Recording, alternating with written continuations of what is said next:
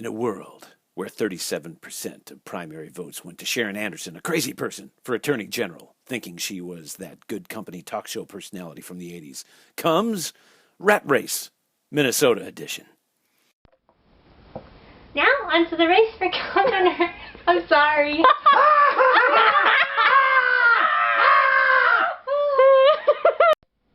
Hi everybody, it's me again, today with Pete Hewley, and today we're going to be talking about the Minnesota races. We'll start with the Senate. What do you think about that, Pete? Okay, so in one corner you have a new guy, not a politician, Mike McFadden. He's a businessman, has a lovely family. He's got 6 kids. You may have seen Molly McFadden, very cute young lady. I think the best family ad I've seen in a long time. Features his wonderful daughter. So Mike, it turns out, is really honest and really straightforward. Not political things usually, but he's very good at it. We like him a lot.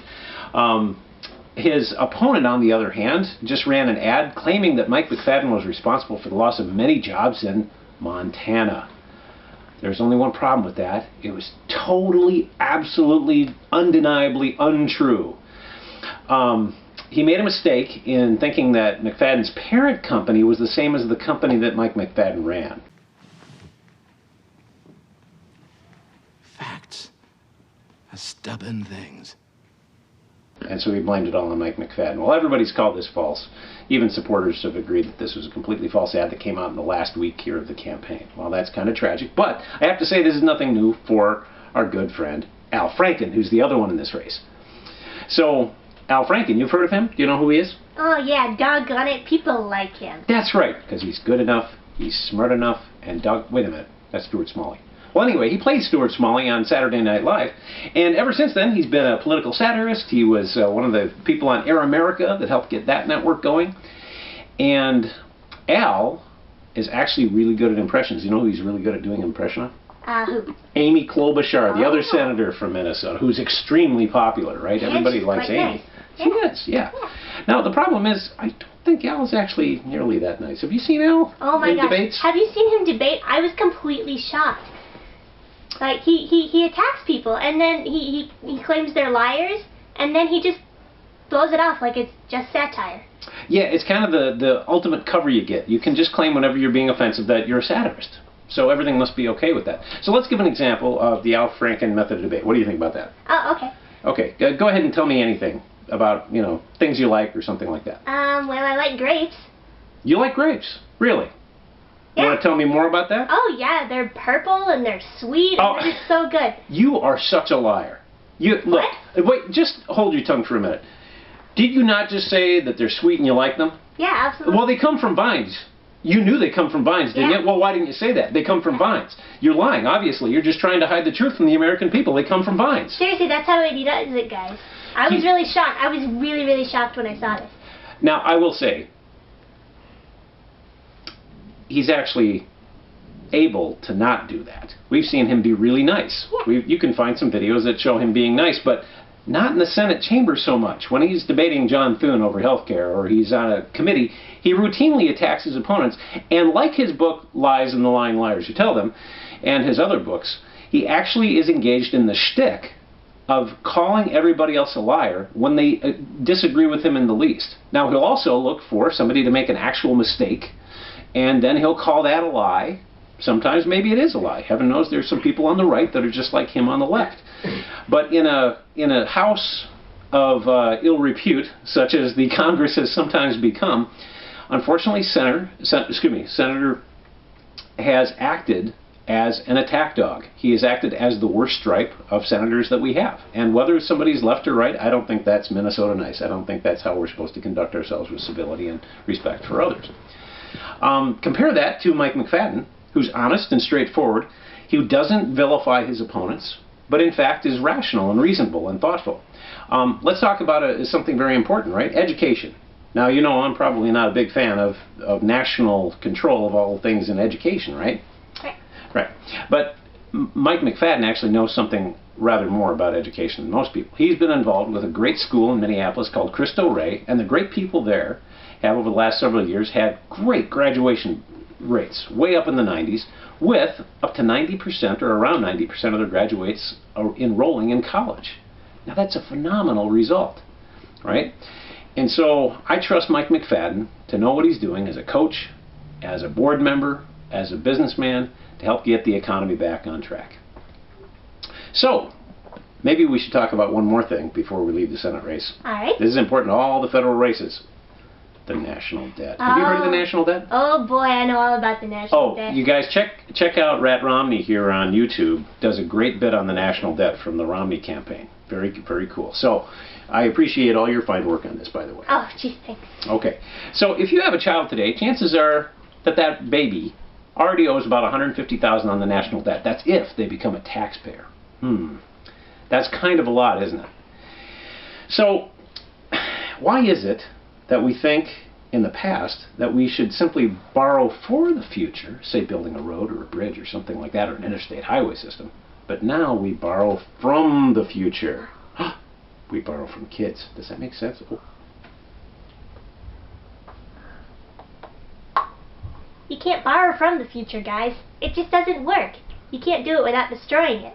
I'm having visions of like those Terminator movies. I bet that Skynet was a federal program too. Oh, anyway, boy.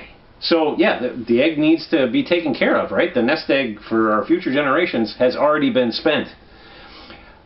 Mr. Franken, Mr. President, has also not done anything on this regard, but in fact, in these last 6 years, the debt has nearly doubled to the point where it's beyond 100% of GDP. That's gross domestic product. That's really, really bad. The last time this happened, World War II. Oh, boy. Okay, so at the end of the World War II, we were over this same kind of level where we're at now. But we haven't experienced World War II, have we? We've had some wars, we've had some difficulties, but nothing like it. The fact is the greatest generation did what they needed to, and guess what? They paid off the national debt. Yes, They've spent they it did. down a great deal. It never went to zero. But we haven't had a balanced budget now in 13 years, through Republicans and Democrats, to be fair. But this president and senators like Franken have overspent that much more than all of their predecessors. And we now have quite a crisis. And the only reason the dollar hasn't tanked completely, frankly, is because other countries do this too. Not very smart. Yeah. So, if you want to vote for the future, you can't just claim to love your children and your grandchildren. You actually have to vote that way too. And that means that we do have to have some real reforms, real tax reforms. Real reforms to Social Security, so we don't hit the problems. I agree with Senator Franken, by the way, on donut holes and things like that, but that's talk for another day. So, vote for Mike McFadden. He's good enough, he's smart enough, and doggone it, people will like him too. Yeah. Thanks. Let the dead rage on. Overspending never bothered me anyway. Now wait a minute, something is not right. And now for something completely different. Now to the congressional races. Who's running for the mighty sixth? All right, I've got some exciting news there. Hopefully you already know this, but our good friend Tom Emmer is running for 6th District. Ooh. You know that guy, don't you? Yeah, I do. So, well, what do you think about him? Oh, he's really nice. He's got a big family and 7 kids? Yeah, 7 kids. I think I know all their names. I can't hardly Ooh. keep track of my own 6. Really? Yeah. Yeah. He's really funny, and you know, he listens to you. It's nice to have someone who listens to you. Yeah, so that I will say, okay, so disclaimer, we really like Tom Emmer as a person. So Tom, when he's out campaigning around, there's these guys around there, usually called minders, and they're the ones with the video cameras, and they're from the opposing party. I'm sure Republicans have them too, and they're waiting for something bad to be said so they can play it on the nightly news or get the candidate in trouble. So do you know what he does to them? He calls their name out and has everybody applaud them. He makes us like them. Yeah. He's like the nicest guy. He's nice to even those who are there to try and bring him down. Now, it can fairly be said that this guy is a class act in everything that he does. That's just one illustration. Now, he is running against somebody. Do you know who that is? I'm blanking on his name. Okay, well, that's not surprising. I think most people don't know it. And we're not trying to do his work for him here, but let's just mention it. His name is Joe Persky. Oh, that guy. That's the guy. Yeah. So he's been mayor of Sartell. He is actually an ultra-marathon. All right. I'm extraordinary. So I will say, I respect him. Ooh. He's stronger than I am, I'm sure. But I don't know that he's much of a candidate. The one ad I've heard from him wasn't even telling us much about Joe Persky. It was attacking Tom Emmer on the radio. He was talking about how some Republican or other didn't like Tom Emmer. Well, I don't know who that is, but I suppose somewhere in the state there's somebody who doesn't like Tom Emmer. But that's okay, because we really like Tom Emmer, and I'll tell you, not only is he, I think, got a fantastic family, but he is served very well. Now, many of you remember he ran for governor here a couple of years ago. Wish that had turned out differently. Would have been a fantastic governor, but only lost by a little bit, largely due to very negative campaign attack ads by a very wealthy Mark Dayton. However, I know this, Tom is for limited government. But he's also not crazy. He knows that government has some roles to play. We need to build roads and bridges. We need to make sure that we're working on our critical infrastructure. He understands national security. All of these things make him an ideal candidate, but I'll come back to that thing I said personally. He listens. That's so important in a candidate, that they have an open mind, they have a core set of principles that they operate from, but that they're good and wise and able to listen and understand people outside of their camp. For that reason, I think if you're a Republican, you can vote for Tom Emmer. If you're an independent, you definitely should vote for Tom Emmer. If you're a Democrat, guess what? You can vote for Tom Emmer, because he'll listen, he'll be able to represent you too. I'm completely convinced about that. So, huge thumbs up to Tom Emmer. If you haven't heard more, please go to his website. You can certainly check him out on the web. Last chance, of course, to see him here in the next 24 hours, but we hope you get to know Tom and the campaign as he's running. I think you'd be proud of the clean and wonderful way in which he's running. All right, cool? Thank you. Yeah. Thank you. You know, as we're doing these interviews, I'm a little worried. I don't want to turn this thing into an attack ad, but I know so much about these guys, and a couple of them I don't have some nice things to say. Well, try. Try? Okay. Try not to do it as an attack ad? Right. Okay. Yeah, you don't want to scare people away, you know. Gotcha. So, I need to attack you, but I don't want to kill you. Dobby never meant to kill. Dobby only meant to maim or seriously injure. But okay. We'll apply the Dobby rule. All right. We'll apply the Dobby. That's a good idea. Okay. Very good. Shoot. Cut. And now to the race for governor. It's Jeff Johnson and Governor Dayton, right? Right on. You've got it. Good job. So we'll get to Governor Dayton in a minute, but let's tell you a little bit about Jeff Johnson. So Jeff Johnson has been Hennepin County Commissioner since 2009. He's also served in the state as a representative, and we were glad to have him from 2001 to 2007 doing that. He has also had a variety of other experiences. Now, he's also a Georgetown Law graduate. That's very impressive. It's a great school. But he's been a great public servant, and let me tell you a story you probably don't know. Now, unless you're a Republican, you wouldn't know this story, but a couple of years ago, you remember when Ron Paul was running for president? There was an awful lot of excellent organizational skills showed by the Ron Paul folks, and they got a lot of the delegate seats. And they took those, if you will, fair and square, from an awful lot of establishment Republicans.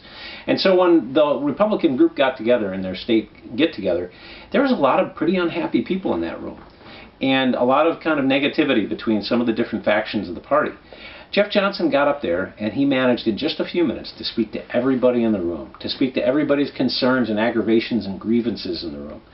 And he just won over everybody in helping empathetically understand the place where the others were sitting and why they felt the way they did. And I thought it was just a brilliant piece of leadership. Now, I came to know, as I watched Jeff Johnson these last few years, that that's actually who the guy is. He's an excellent person for bringing people together and working with them. Now, we will need to speak to some of the issues in this election, but let me just start with one that's very serious for us. Education. Now, you've heard Governor Dayton speak a lot about education. Right? Now, interestingly, he has a couple of bits of his biography that continue to be told, which I don't think are fairly said. Was he a teacher? Yes. He was actually a substitute teacher back in the 70s. He left that job, though, midterm to go be a protester. Okay. I don't think that that qualifies as being an educator, in my opinion. He was very good at protesting. He even protested Honeywell and got maced. So you can give him the courage of his convictions, if you will, during the Vietnam War. His father was a board member at Honeywell at the time, and led to a bit of a falling out. Right? Now, Governor Dayton will try and convince you, as unfortunately some other Democrats will as well, that love equals money. This is a little bit like when your grandmother tells you she loves you, so she gives you a bowl of Fruit Loops. Do you like Fruit Loops? Yeah, I'd say I do. Okay. So if I gave you a gigantic candy bar, you'd think I love you, right? Well, maybe. I don't know. It's hard to tell. Maybe if you ate it and then you got sick, you'd feel otherwise, right? Yeah. Okay, so here's the thing. Jeff Johnson actually cares about education working. Now, let's give you kind of a frightening statistic. These last few years in the Minneapolis School District, we have spent about $23,000 a year per student. That's nearly twice the state average.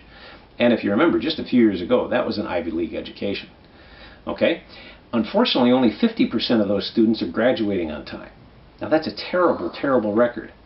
Jeff Johnson has said that he's making this one of his top priorities to actually work on the graduation rates and the success of these students.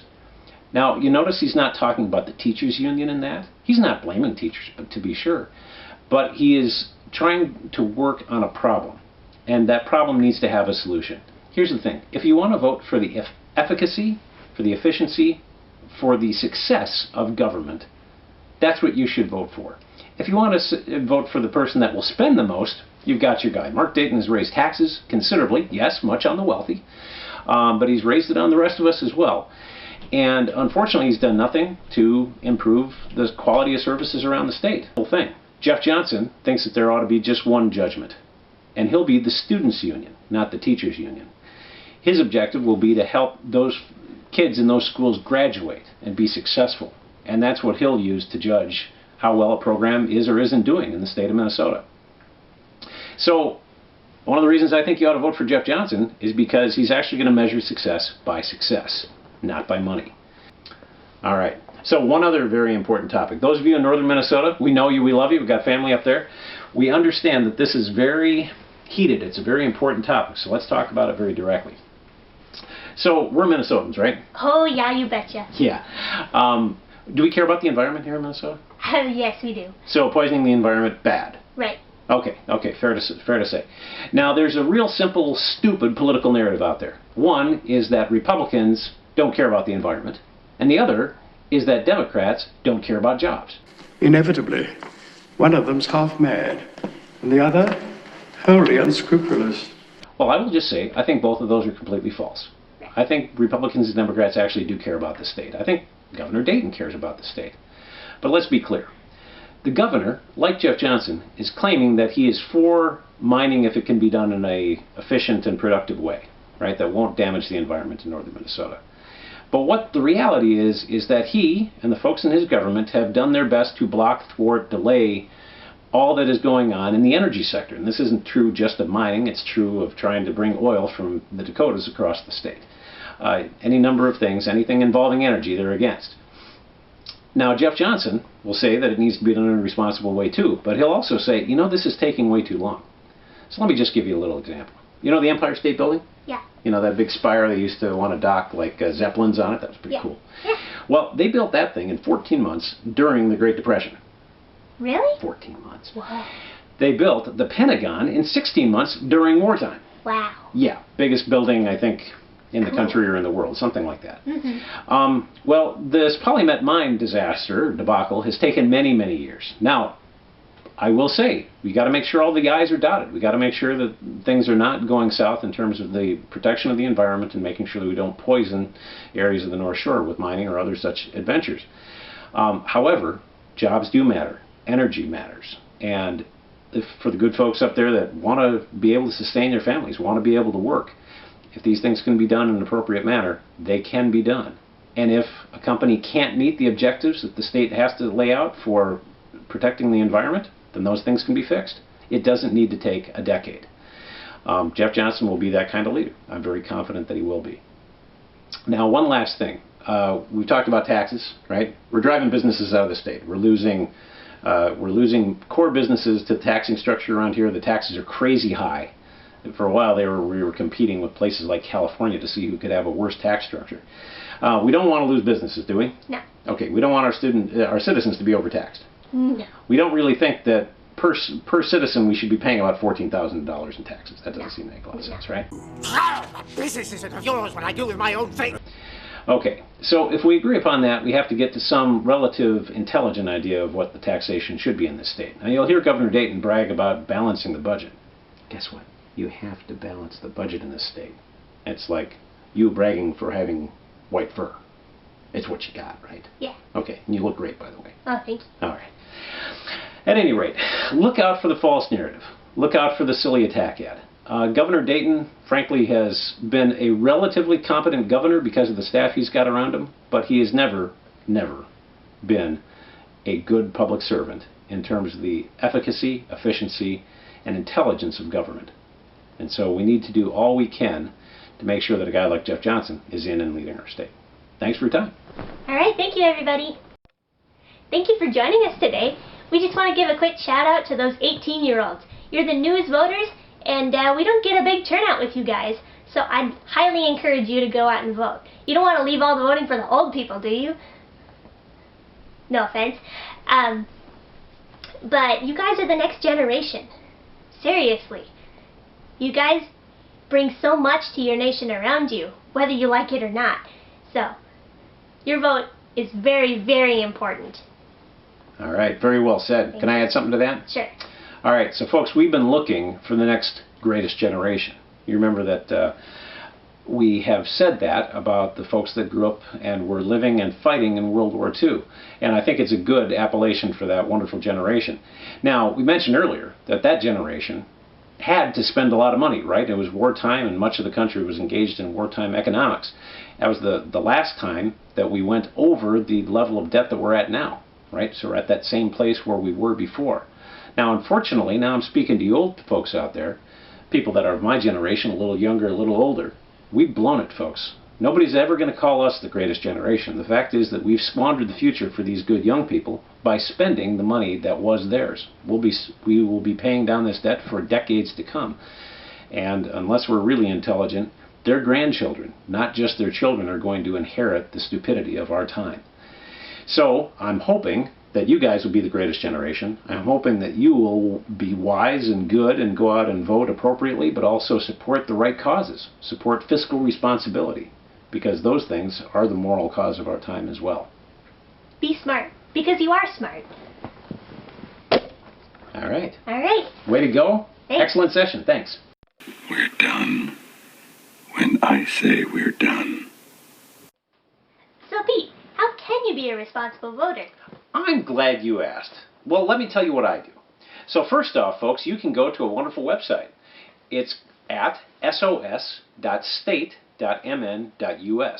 That's the Secretary of State site, and that's where you can find your ballot. You put in your address information, and it'll show you everybody's that's going to be on your ballot. Then you've got a list of names. Those are people you can go study up on. Now, you've heard about a few of them today. Most years, I'll actually write a letter to my friends and kind of tell them about everybody. I'm not going to do that this year, but I'm hoping what you'll do is the same thing I would do. Go out and study up on all of those races. No race is too small to escape your attention. Now, Google can be your friend, but it can also be your enemy. So here's what I suggest you do. First, go to their website if they have one. Make it legit. That's right. You can see what they have to say about themselves. They're going to say a lot of nice things, I bet.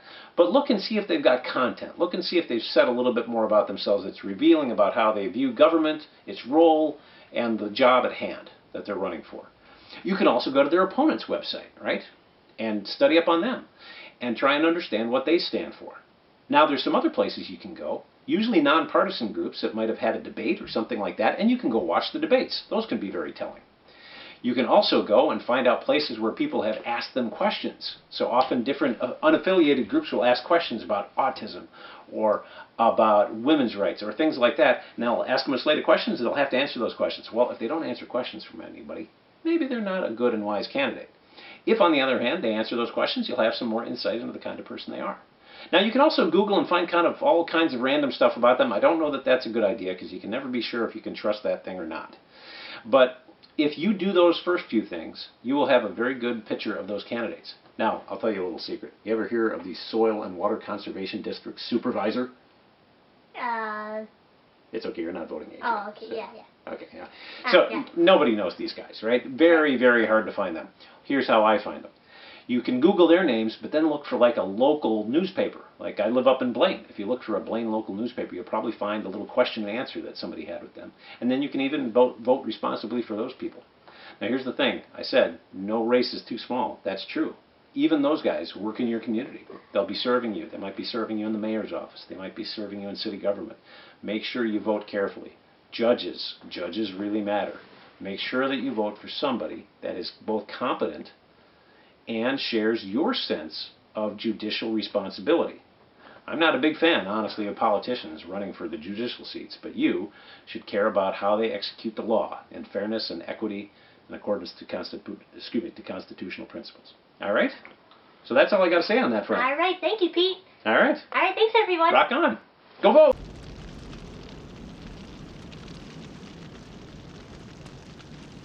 Man's got to know his limitations. All right. Oh. Dude, are you okay? Hair ball. Gesundheit. Okay. I'm just kidding, I don't need hair. Do you need a Kleenex?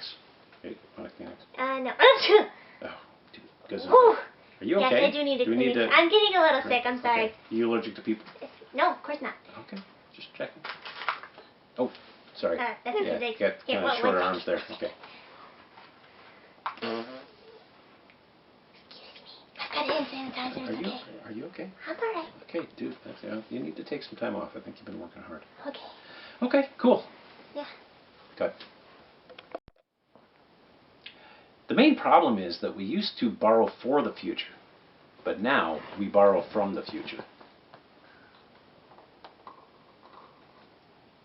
That's a nice egg. Thank you, it's my friend's. Her little boy or girl. Little boy or girl? Did You can't steal from the future, guys. It doesn't work. You can't do it without destroying it. Okay, what's the egg got to do with that?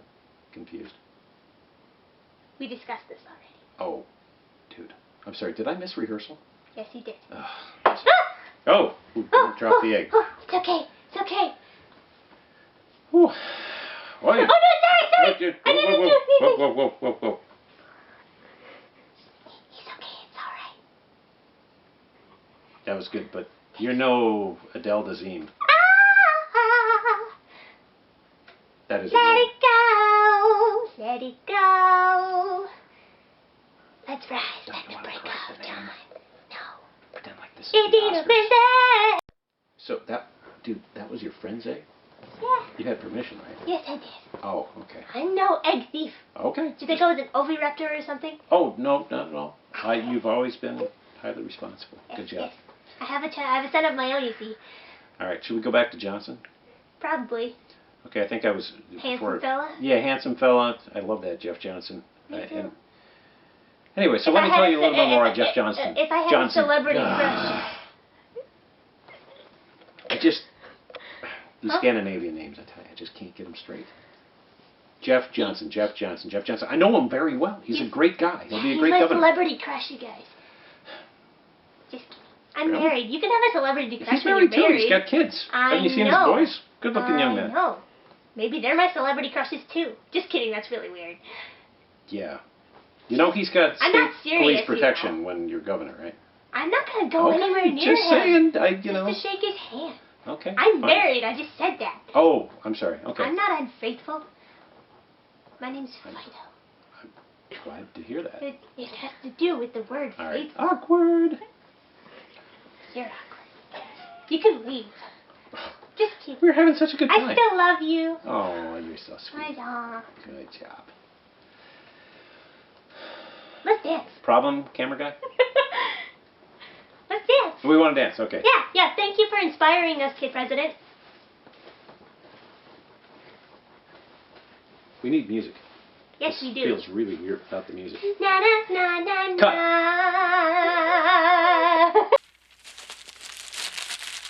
Well, you're not going to use the story, Mr. Scott? No, sir.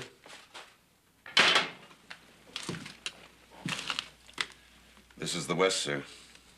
When the legend becomes fact, print the legend. He's right, Rance.